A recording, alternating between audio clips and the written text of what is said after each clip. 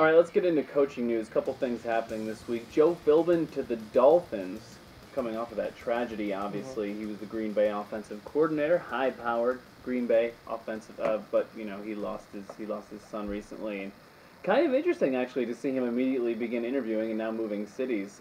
What do you guys think of this hire? Go ahead, Ted. I think that Green Bay is a great place to pick a coach from.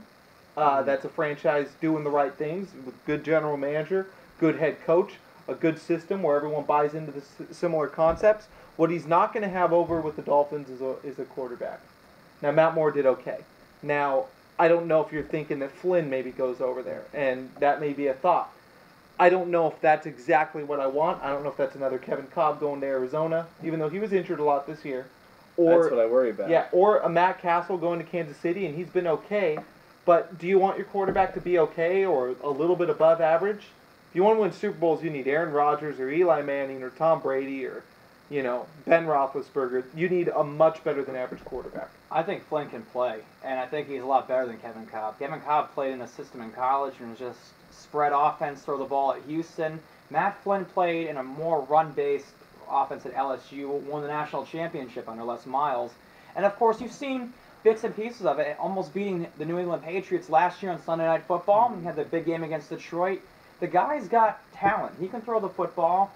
There's a little bit different system than what Kevin Cobb had in Philadelphia. I think this guy can play for the right coach and the right system. I think Philbin, heck, he's the offensive coordinator. I think this is the right system for Matt Moore. I would not be shocked to see Matt Flynn donning a Dolphins uniform. It makes a certain amount of sense to have an offensive coach on that team because the defense is pretty good. It's pretty solid. You have a defense in place that can make plays and keep your team in games. It's just getting over that hump. It's also, if you're Joe Philbin, you got to be kind of happy. I mean, even if you are stuck with Matt Moore next year, he can play well. But really what I'm excited about is the reemergence of Reggie Bush.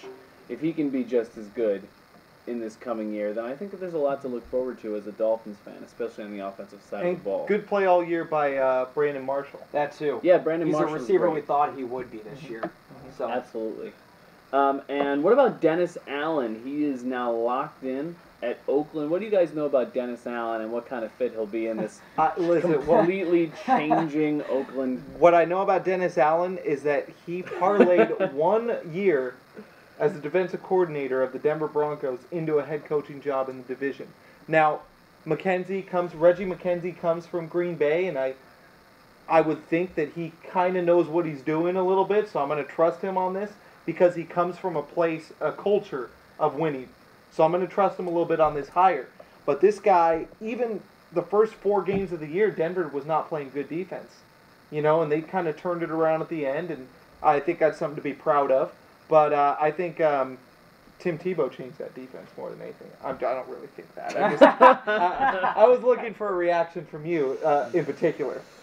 Yikes. So, but they did play very well. He was in New Orleans the second half of the season. Before that, and helped turn around this defense. And hey, good job turning 1 year as a defense coordinator into a head coaching job. What about the other vacancies? You guys hearing anything about Indy? Adam, you want to comment on that? I have. Apparently the Indianapolis Star-Tribune was reporting that they're interviewing a assistant from the San Francisco 49ers by the name of Brad Seeley. He was their special teams coach, is interviewing for the job today.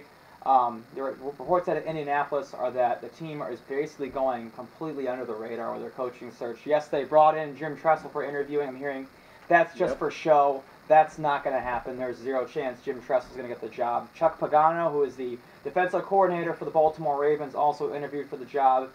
They're also interviewing a coach from the Canadian Football League. His name kind of escapes me at the moment, but he's going to be brought in tomorrow. Actually, my gut is that I think Seeley might be the guy. I'm hearing that they're going to go the same route the Baltimore Ravens did when they hired John Harbaugh. Before he became the Baltimore Ravens head coach, he was the special teams coordinator for Tad's Philadelphia Eagles. And if you look at the success that Harbaugh has brought on to Baltimore, I feel like Indy thinks that Seeley can do the same in Indianapolis. So look out for the name Brad Seeley. And the mystery candidate usually always the one that gets the job. Yeah. So yes. the Adam Rozwadowski mystery candidate. And I can't remember the last time when I've seen an organization take this long to hire a head coach. I'm talking about the Tampa Bay Buccaneers. What's going on with those guys right now?